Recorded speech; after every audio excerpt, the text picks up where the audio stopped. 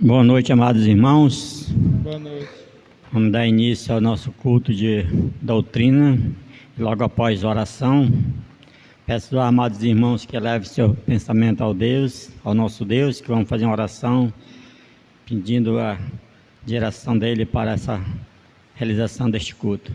Soberano e poderoso Deus, nosso Pai Celestial, obrigado, meu Pai, por esse dia maravilhoso que o Senhor nos deu, pela proteção na idas e vindas do trabalho, também poder estar aqui na Tua casa por mais um culto, Pai. Abençoa cada irmão que aqui chegou e aqueles que ainda estiverem a caminho, o Senhor esteja trazendo sob Tua proteção. Também aqueles que estão de viagem de Belém para Manaus, Pai, protege a viagem deles, que eles venham chegar aqui em paz, Pai. E também aqueles que não puderam vir, que estão fracos na fé, Pai, fortalece eles, Pai, para participar mais junto conosco. Agradecemos em nome do nosso Senhor Jesus Cristo. Amém. Amém. Vamos cantar o hino número 3, Louvor ao Senhor.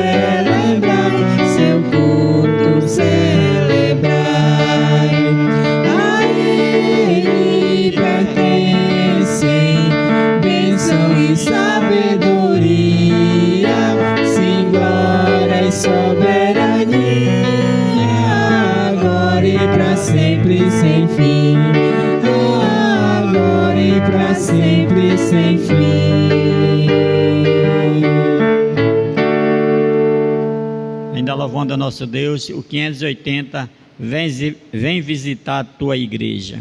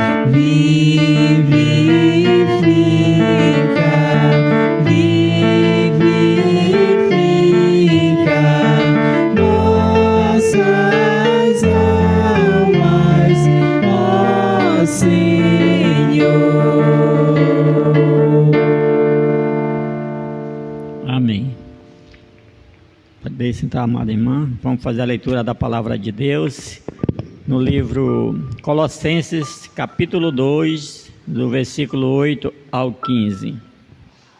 Colossenses, capítulo 2, versículo 8 ao 15.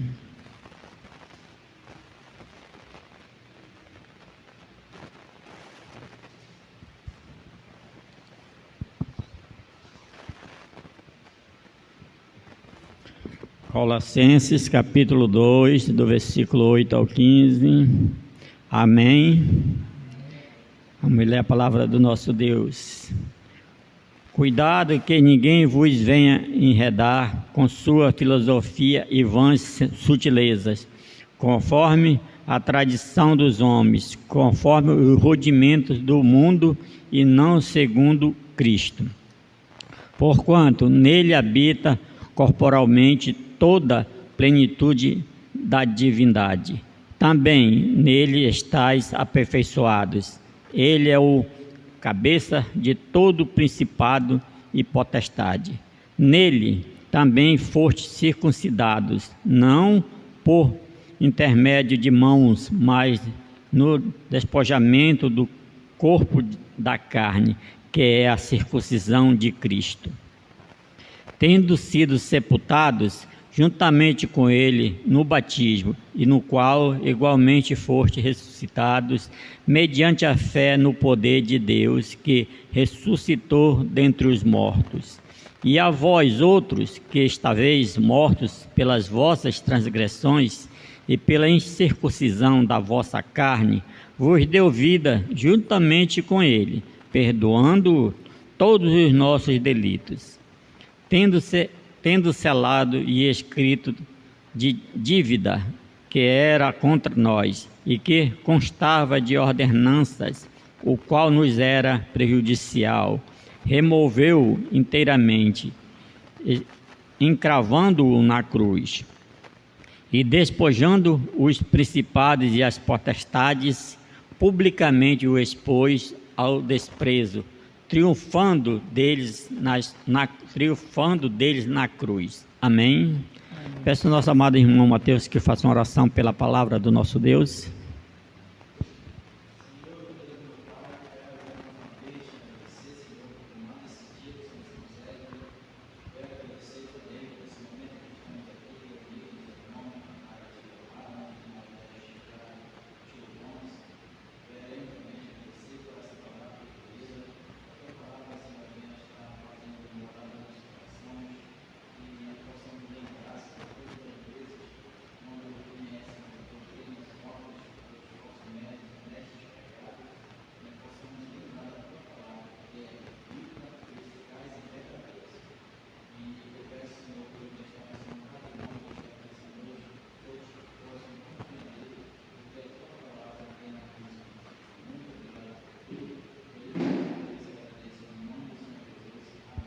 Amém.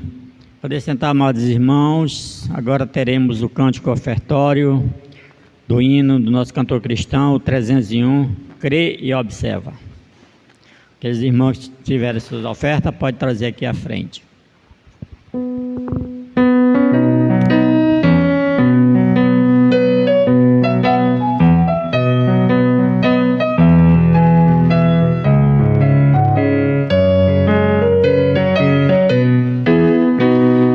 Jesus confia, sua lei observa, oh que gozo, que bênção, que paz, satisfeitos guarda tudo quanto ordena, alegria perene nos traz, crê e observa tudo quanto ordena.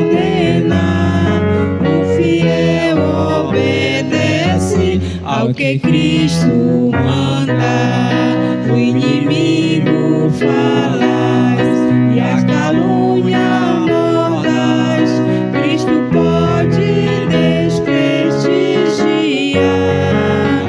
Nem tristeza, nem dor, nem intriga maior poderão ao fiel abalar. Creia, observa tudo quanto ordena o fiel.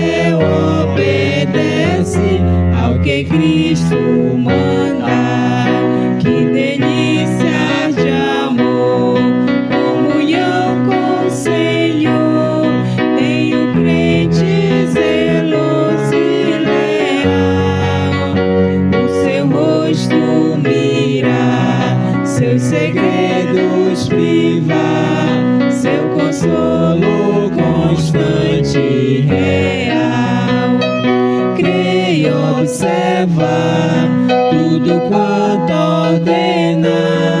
O fiel obedece ao que Cristo manda.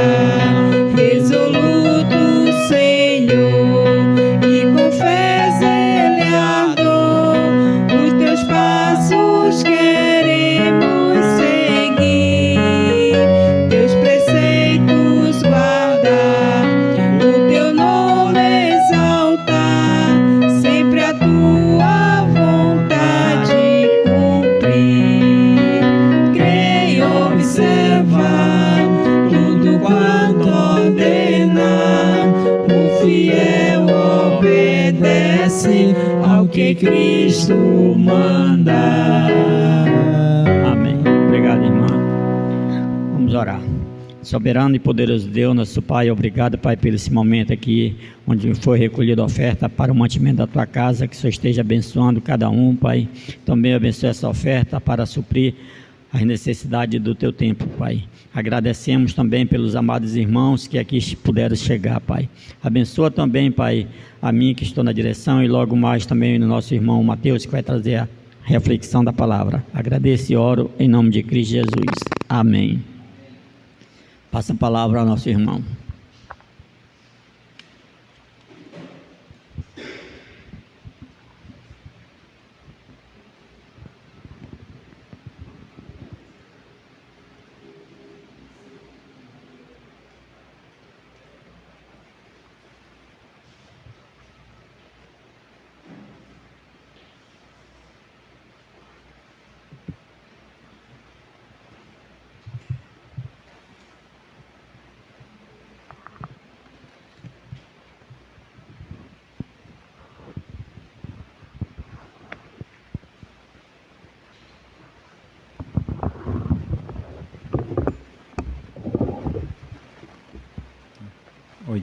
Oi.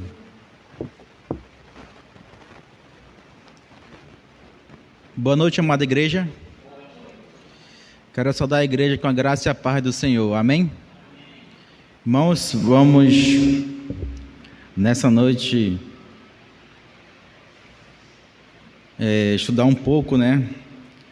Foi passado para mim trazer uma reflexão, mas o Espírito Santo do Senhor tocou em meu coração para trazer um pequeno resumo de um estudo que eu estou fazendo sobre uma carta, um livro da Bíblia que geralmente as pessoas não leem, talvez por conta mais do seu nome, né? Que é o livro de Judas, porque as pessoas acham, né, que o Judas, que é da carta de Judas, lá antes do Apocalipse, é o Judas Iscariote que traiu Jesus, mas não é ele. E nessa noite nós iremos discorrer um pouco, né? Ter algumas curiosidades sobre essa carta. E peço que todos peguem a sua Bíblia, nós iremos ler na carta de Judas. Nós iremos ler do versículo 1 ao versículo 7. Iremos fazer um pequeno resumo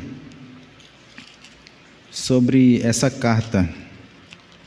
Essa carta é uma carta doutrinária também, hoje é um culto de doutrina, né? Nós iremos aprender um pouco o que Judas ele quis dizer para a igreja. Judas 1. Na verdade, Judas só tem 25 versículos, né? É um livro pequeno. Assim diz a palavra do Senhor em Judas, do versículo 1 ao versículo 7. Irei ler na minha tradução, que é a corrigida. Algumas palavras são diferentes, mas têm o mesmo significado. Judas 1 diz assim: Judas, servo de Jesus Cristo e irmão de Tiago, aos chamados, queridos em Deus Pai e conservados por Jesus Cristo. A misericórdia e a paz e o amor vos sejam multiplicadas. Versículo 3. Amados, procurando eu escrever-vos com toda a diligência acerca da comum salvação, tive por necessidade escrever-vos e exortar-vos a batalhar pela fé, que uma vez foi dada aos santos. Porque se introduziram alguns que já antes estavam escritos para este mesmo juízo, homens ímpios que convertem em dissolução a graça de Deus e negam a Deus, único dominador e Senhor nosso, Jesus Cristo. Mas quero lembrar-vos, como a quem já uma vez soube isto, que, havendo o Senhor salvo um povo, tirando-o da terra do Egito, destruiu depois os que não creram. E os anjos que não guardaram o seu principado, mas deixaram a sua própria habitação, reservou na escuridão e em prisões eternas até ao juízo daquele grande dia. Versículo 7. Assim como Sodoma e Gomorra e as cidades circunvizinhas, que, havendo se corrompido com aqueles e ido após outra carne, foram postas, por exemplo, sofrendo a pena do fogo eterno. Vamos orar. Santíssimo Deus e eterno Pai, graça te dou, Senhor, por essa palavra que foi lida nesse momento. Peço o direcionamento do teu Santo Espírito para que a tua palavra seja transmitida, Senhor, e que todos venham entender a tua palavra, Senhor, que todos nós possamos sair daqui edificados e aprendendo mais da tua sagrada escritura, Senhor. Te peço tudo isso e agradeço em nome do Senhor Jesus. Amém. Podemos assentar, irmãos?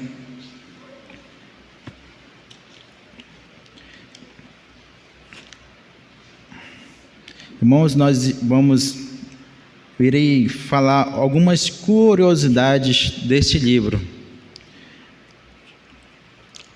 Este livro, irmãos, esse Judas, que, como eu acabei de dizer, ele não é o Judas Iscariotes. Naturalmente, naquela época, da igreja primitiva, existia muitos Judas, e era muito comum na época. Há pelo menos 2 ou 3 Judas mencionados na Bíblia, além do Iscariotes, e esse é um deles. E a maioria dos estudiosos, eles entendem que esse Judas é um dos irmãos de Jesus, de Maria ali com José, que é chamado meu irmão de Jesus, como diz em Marcos 6:3. E pelo que sabemos, Judas durante um tempo, juntamente com seu irmão Tiago, como diz aqui no versículo 1, Judas, servo de Jesus Cristo e irmão de Tiago. Esse Tiago é o da carta de Tiago também, nós sabemos disso, e ele apresenta o início do livro dele, dizendo que ele era irmão do Tiago, e a gente não sabe quando eles se converteram, porque no começo eles não acreditavam que Jesus era o Filho de Deus, eles não acreditavam que Jesus era o Messias, e a gente não sabe quando eles se tornaram crentes em Cristo Jesus e assumiram a liderança da igreja do Senhor. No versículo 1, mesmo sendo irmão de Jesus, Judas se identifica como servo de Cristo, como diz o versículo 1, Ele fala que ele é servo de Jesus Cristo. E também diz que ele era irmão de Tiago. E aqui, se a gente parar para observar bem, quando ele diz que ele é servo de Jesus Cristo, ele não quis se sobressair aos outros, querendo nas palavras de hoje, querer se gabar, se vangloriar, dizendo que ele era irmão de Jesus Cristo, Ele não quis fazer isso. Ele se colocou como servo de Jesus Cristo, mesmo sendo irmão de Jesus Cristo. Ele apresentou como o Tiago sendo irmão dele, provavelmente por conta que o Tiago ele era mais conhecido que Judas. E ele disse assim, não, eu sou irmão de Tiago, porque as pessoas já conheciam Tiago, mas não conhecia tanto Judas, Por isso que ele fez essa referência a Tiago, para dar a impressão que que o Tiago era mais conhecido que ele. E a nossa primeira observação sobre o autor é que ele deve ter sido um grande líder no cristianismo no século I, porque aproximadamente esse livro foi escrito na década de 60, né, depois de Cristo, no ano 60 depois de Cristo. E Judas, ele destina essa carta ainda no versículo 1 aos chamados, creio que na tradução de vocês está escrito chamados, amados em Deus Pai e guardados em Cristo Jesus. Ele não declara a audiência como fez Paulo, por exemplo. Quando Paulo escrevia uma carta, ele dizia assim, aos romanos, à igreja de Corinto, à igreja de Éfeso. Judas não fez isso, porque existiam várias comunidades de uma região e possivelmente muitas comunidades estavam passando por esse problema, que no caso que a gente vai ver daqui a pouco, contra o problema que eram os falsos mestres, falsos ensinos que estavam sendo ensinados na época. E no versículo 3, irmãos, ele vai falar sobre os falsos mestres, né?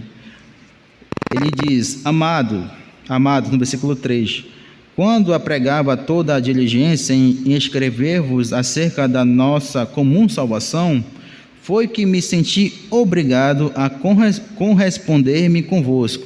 Ele está querendo dizer aqui, irmãos, que ele queria falar com essas pessoas, que a carta não diz para quem ele destinava essa carta. Ele queria falar sobre a salvação. Ele não queria falar sobre os falsos mestres, mas ele viu que estava acontecendo muitas heresias, muitos falsos ensinos. Ele procurou ensinar a essas pessoas a falar sobre esses falsos mestres, esses falsos ensinos, né? Continuando no versículo, foi que eu me senti obrigado a corresponder-me convosco, exortando-vos a batalhardes diligentemente pela fé, que uma vez por toda foi entregue aos santos, pois certos indivíduos se introduziram com dissimulação, os quais desde muito tempo foram antecipadamente pronunciados para essa condenação. Homens ímpios que transformam a libertinagem a graça do nosso Deus e negam o nosso único soberano, o Senhor Jesus Cristo. Aqui, irmãos, Judas está querendo dizer que esses falsos mestres, eles se introduziram dentro da igreja do Senhor.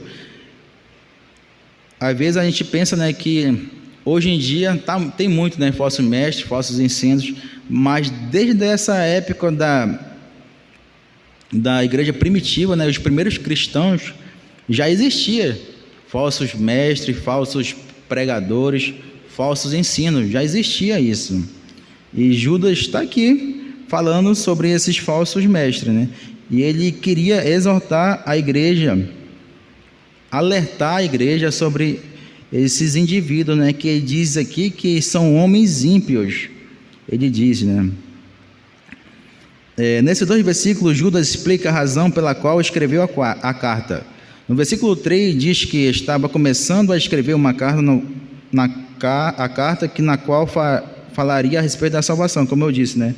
E aí ele achou extremamente importante falar sobre as heresias que estavam sendo pregadas no tempo, né? E ele queria advertir a igreja, né, na comunidade, sobre esses falsos mestres. Ele viu que a salvação, falar sobre a salvação era importante, mas falar sobre essas heresias que estavam sendo pregadas, era urgente falar sobre essas heresias. E por isso que ele se sentiu obrigado a falar. E se sentiu obrigado a falar sobre e contra esses falsos mestres, né? E Judas, ele pretende no versículo 3 fazer com que as pessoas enganjarem, né, a defender a sua fé, porque muitas das vezes a gente pode pensar, não, o irmão ali, aquela igreja ali, aquele pregador ali está falando heresia, deixa ele para lá. A gente não deve ser assim, como Judas, ele falou para essa comunidade, não ficar calado. Ele queria que as pessoas defendessem a sua fé. Muitas pessoas podem falar bem assim, né? Como dizem hoje, né? Deus não precisa de defensores. As pessoas dizem hoje, né? Ele mesmo faz a sua obra. Se fosse assim, irmãos, por que os apóstolos escreveram cartas exortando a igreja, falando sobre os falsos mestres, falando sobre os falsos ensinos? As pessoas dizem, né, que não, Deus não precisa de defesa, não. Deus é Deus. Mas Deus, ele usa meios para defender a sua palavra. No caso nosso, né, o seu povo. Deus usa o seu povo para atingir os seus propósitos, irmão. E a gente, irmão, não devemos acrescentar nem diminuir nada da palavra de Deus. A Bíblia e a Sagrada Escritura que nós temos hoje, a única coisa que nós devemos fazer é entender a Bíblia, defendê-la e aplicá-la em nossas vidas, irmãos. É a única coisa que nós devemos fazer: entender a Bíblia, defender a Bíblia e aplicá-la em nossas vidas. Não podemos pensar que a verdade do Evangelho não precisa de defesa. Antes precisamos argumentar, responder, confrontar, explicar e persuadir. Porque o mundo está cheio de falsos mestres e de falsos ensinos. Satanás não descansa e constantemente está tentando corromper a verdade. Por isso, falar sobre salvação é muito importante, mas falar sobre heresia às vezes se torna urgente. E no versículo 4, irmão, Judas, ele entra no detalhe da heresia. O que estava acontecendo na época, para ele se preocupar tanto com esse ensino. Ele diz que certos indivíduos adentraram no meio do povo de Deus, né? Ele não nomeia essas pessoas, mas com certeza os leitores dessa carta, eles sabiam quem eram essas pessoas. O falso profeta não vem com um rótulo escrito na testa dizendo que é falso. É isso que a gente tem que tomar cuidado, irmão.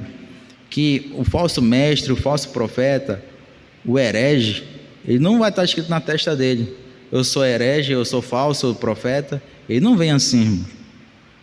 Ele usa a linguagem evangélica, ele usa a Bíblia, segue os costumes evangélicos, canta hinos evangélicos, e lá no meio da igreja começa a disseminar as suas heresias. Assim, é com isso que a gente tem que tomar cuidado, porque os falsos mestres, eles não vêm dizendo que ele é falso, né? E isso que torna o erro religioso tão perigoso. Ele não vem aberto, ele vem dissimulando. E isso já diz alguma coisa a respeito da intenção dessas pessoas. Porque quando a pessoa é honesta, ela não precisa de dissimulação. O fingimento já mostra que a intenção não são boas. As pessoas fingem, né? E com o fingimento a gente já percebe que a intenção da pessoa não é boa. Por isso que Judas não dá menor crédito a tais indivíduos, ele não dá crédito nessas pessoas, por isso que ele quer combater esses falsos ensinos, esses falsos profetas, esses falsos mestres. A Bíblia considera que esses falsos mestres, falsos profetas, são movidos por falsas intenções. A segunda coisa que Judas diz a respeito desses falsos profetas e mestres é que desde muito tempo foram pronunciados para essa condenação. Ele quer dizer que desde a eternidade o Deus soberano já havia pronunciado a condenação dessas pessoas. Então, irmãos, Deus já sabia que esses falsos mestres, esses falsos profetas, eles já iam existir. E só que para eles já estava condenado, já estava o juízo para eles. decretado juízo para eles, né? E aqui no versículo 4, né, como eu havia dito, ele iria entrar na heresia que propriamente dita que estava sendo pregada na época, né? Ele diz aqui no versículo 4: homens ímpios que convertem em dissolução a graça de Deus e negam a Deus. O que significa dissolução, irmãos? No original, ele significa libertinagem. A libertinagem, irmão, no original, ele tem a ver com a natureza sexual, a libertinagem. E provavelmente, irmãos, Judas está querendo dizer sobre isso, sobre essa libertinagem, que é a natureza sexual.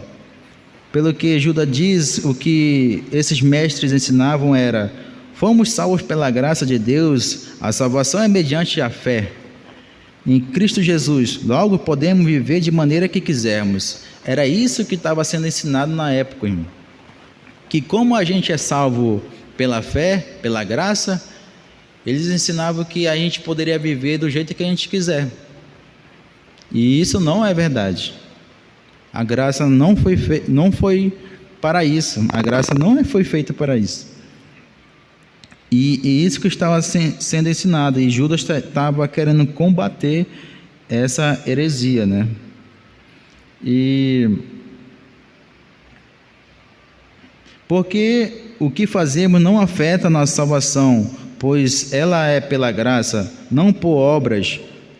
E Judas chama isso de libertinagem, que é a dissolução, que é transformar a graça de Deus em uma desculpa para viver de maneira que quiser, para viver na imoralidade, para ter uma vida sexual dissoluta.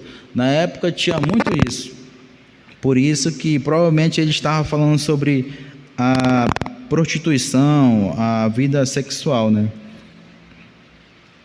Mas é provável que ele estaria falando sobre isso. E hoje em dia, irmãos, existe muito isso também, né? As pessoas falam: não, eu sou salvo pela graça e eu vivo da maneira que eu quero. Já estou salvo mesmo, Deus me ama, Deus é amor, então não preciso de ir para a igreja, não preciso me comportar, não preciso largar o pecado, não preciso de me santificar. As pessoas dizem isso, porque Deus é amor, mas não é isso que a Bíblia ensina, né? Hoje em dia a própria igreja, né, algumas igrejas, né, entre aspas, fazem um casamento homossexual, né? Fazem casamentos homoafetivos que não condiz com a palavra de Deus. E eles dizem, né, que não, eu sou salvo pela graça. Eu sou salvo pela graça e eu posso casar com homem, sendo homem, eu posso casar com mulher, sendo mulher, mas não é isso que a Bíblia ensina, né? Por isso que nós temos que tomar muito cuidado com o que a gente escuta por aí, né? Existe até hoje em dia aquela igreja daquela mulher que é casada com outra mulher, que só é pessoas homossexuais. E para eles é isso, estão salvos pela graça e eles podem viver a forma deles, do jeito deles, mas não é isso que a Bíblia ensina. Por isso que nós temos que tomar cuidado com a doutrina, né, que essas pessoas ensinam. E no versículo, na verdade, irmãos, a partir do versículo 5, ele diz aqui, né? Mas quero lembrar-vos como a quem já uma vez soube disto, isso, que havendo o Senhor salvo um povo tirando a terra do Egito, destruiu depois o que não creram. Ele vai dar 3 exemplos de condenação, irmãos. E como ele trata essas questões? Depois de dizer que esses falsos mestres precisam ser confrontados, Judas diz que estão condenados, como os libertinos através da história sempre estiveram. Ele vai dar os 3 exemplos, né? O primeiro exemplo que ele vai dar, que é lá do Antigo Testamento, que os judeus, né, foram libertados do Egito. Ele fala no versículo 5 dos judeus que foram libertados do Egito, povo de Deus. Ele vai falar sobre os anjos que caíram, e também vai dizer no versículo 7 sobre Sodoma e Gomorra e as cidades circunvizinhas. São esses 3 exemplos que ele vai dar sobre as pessoas que foram e seres que foram libertinos, né? No primeiro exemplo, no versículo 5, temos o povo de Deus que saiu do Egito. O povo de Israel, que tinha sido escravo por 400 anos no Egito, foi liberto por Deus e saiu com grande poder e glória, guiado pela mão de Moisés. Os israelitas atravessaram o mar, foram para o deserto, onde receberam a lei de Deus, entrou em aliança com eles. E o que fizeram? O que o povo fez no deserto? Abusaram da graça divina. O livro de Êxodo, Levítico, Número e Deuteronômio narraram como o povo de Israel no deserto se prostituía, murmurou, adorou outros deuses, enfim, quebrou todas as leis que Deus havia dado. O povo de Israel, irmãos, ele viu que foram libertos do Egito, da escravidão lá do Egito, e viu, não, Deus me libertou, Deus nos libertou, Deus me ama, então posso fazer o que eu quero. Não é assim. Eles quebraram todas as leis de Deus, porque eles se prostituíram no deserto, eles murmuraram no deserto e adorou outros deuses no deserto. E qual é o resultado de tudo isso, irmão? Deus os destruiu no deserto, toda aquela geração morreu. Aquela geração que saiu do Egito, todas morreram, aquelas pessoas, e nenhum deles entrou na terra prometida, a não ser a família de Josué e Calebe. Somente a família deles entraram na terra prometida. E esse é o primeiro exemplo que Judas deu. O povo de Israel agiu com presunção, se sentiu confiante demais e passou a abusar da graça de Deus, sendo então destruído por ele.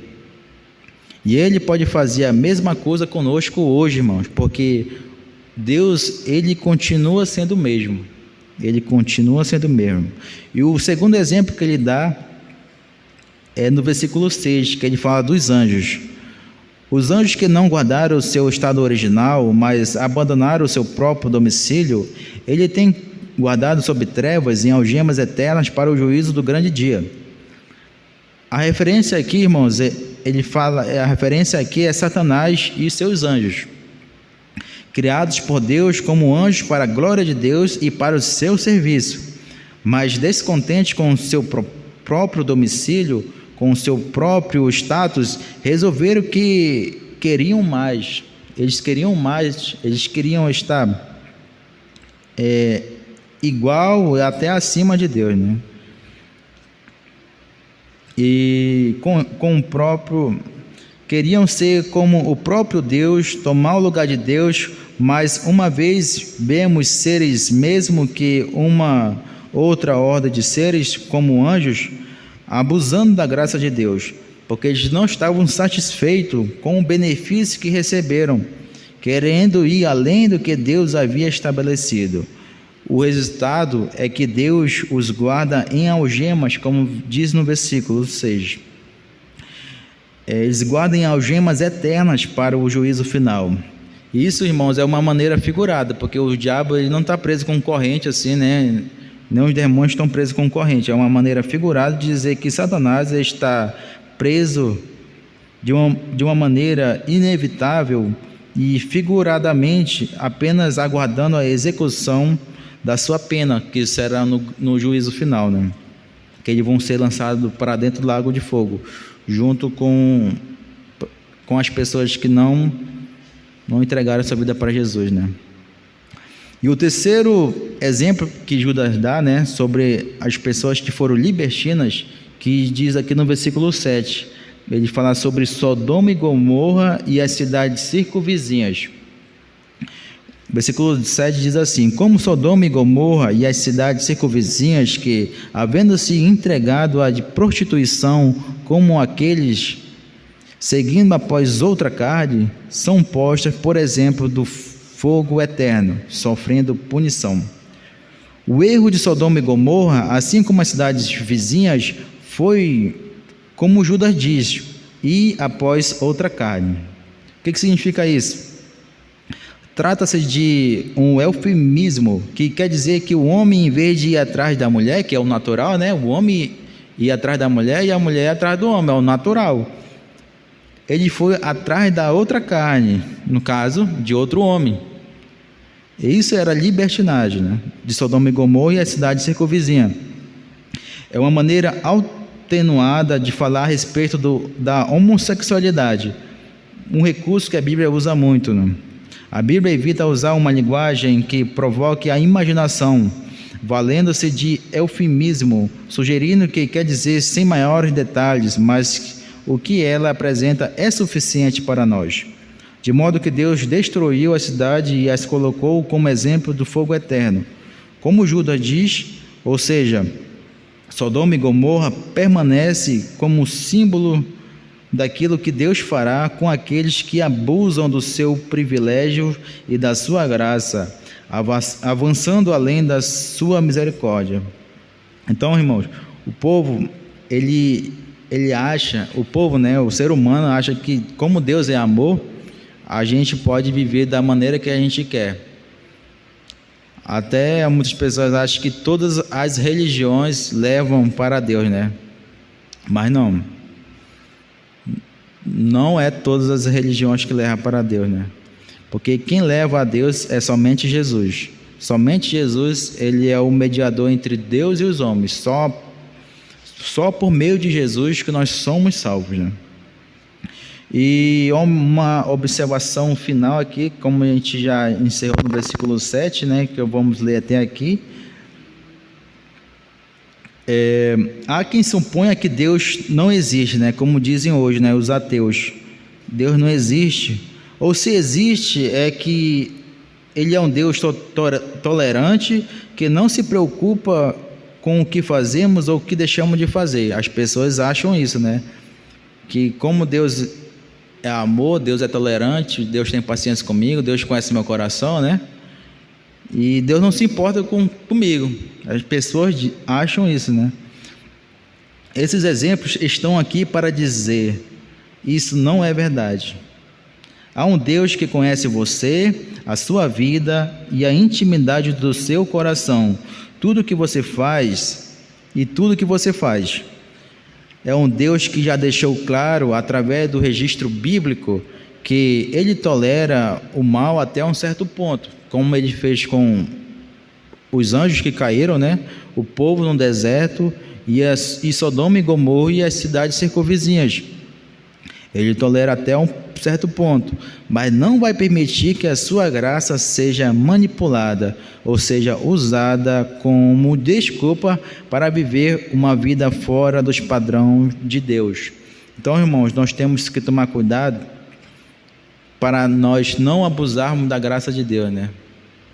Como muitas pessoas hoje vivem, né? Se como Deus é amor, Deus Ele tolera, Ele tem paciência, Ele conhece meu coração, Ele vai me salvar. Tem muitas pessoas até dizem que Deus não vai lançar as pessoas no inferno porque Deus é amor. Pessoas acham que Deus que Ele não vai lançar as pessoas no inferno porque Ele é amor. E isso a Bíblia ensina que esses ensinos não é a verdade, né? Porque, como diz aqui Judas, ele dá esses 3 exemplos de pessoas libertinas que ele destruiu. E por isso que nós temos que tomar muito cuidado com o que nós ouvimos por aí, o que nós até pensamos, né? Às vezes nós pensamos, não, faz sentido mesmo, Deus é amor, posso viver do jeito que eu quero, da forma que eu quero, que Deus não se preocupa com isso. E por isso que nós temos que nós temos que estudar a palavra de Deus, né, cada vez mais, aprofundar na Escritura Sagrada, para que nós não possamos cair nesse tipo de heresia, tipo de ensinos falsos, né, dos falsos mestres, que cada vez, né, nesses últimos tempos, né, cada vez está aumentando mais, né, falsos ensinos, e as pessoas vão atrás, né, por isso que as igrejas estão lotadas por aí, porque as pessoas vão atrás da prosperidade, que a Bíblia fala sobre prosperidade, mas não é o principal da Bíblia. As pessoas vão atrás de milagre, vão atrás de Deus, pensando que Deus é um garçom que bate no balcão: Senhor, eu quero isso, Senhor, eu quero aquilo, Senhor, eu quero que o Senhor me dê tal coisa. O Deus da Bíblia não é esse Deus que a gente pede e Deus tem que fazer porque a gente quer. Não, nós somos a igreja do Senhor, mas nós temos que entender que tudo tem que ser da vontade dele, conforme ele quer, irmãos. Amém? Então essa é a palavra que eu tenho para deixar aos irmãos, que nós possamos ter cuidado com os falsos ensinos, né, que as pessoas estão ensinando por aí, abusando da graça de Deus, achando que Deus é amor, e com isso ele não vai lançar as pessoas no inferno. Ele não liga para que o que a gente faz, o que a gente deixa de fazer. E isso, irmão, nós temos que tomar muito cuidado. Vamos orar, irmãos, e depois eu irei passar a palavra para o diácono Ademar para dar continuidade. Senhor, meu Deus e meu Pai, muito obrigado, Senhor, por esse momento que foi explanada a Tua palavra, que todos nós possamos sair daqui entendendo, Senhor, e para tomar cuidado desses falsos ensinos que estão sendo falados hoje em dia. Sabemos que desde a época da igreja primitiva já existia falsos ensinos, falsos mestres, falsos cristos, que nós possamos cada dia, Senhor, aprofundar mais na Tua palavra, para que nós não possamos, Senhor, perder a nossa fé, e que nós possamos cada dia mais defender a verdade que é a palavra do Senhor. Muito obrigado por tudo, e eu lhe peço tudo isso e agradeço em nome do Senhor Jesus. Amém.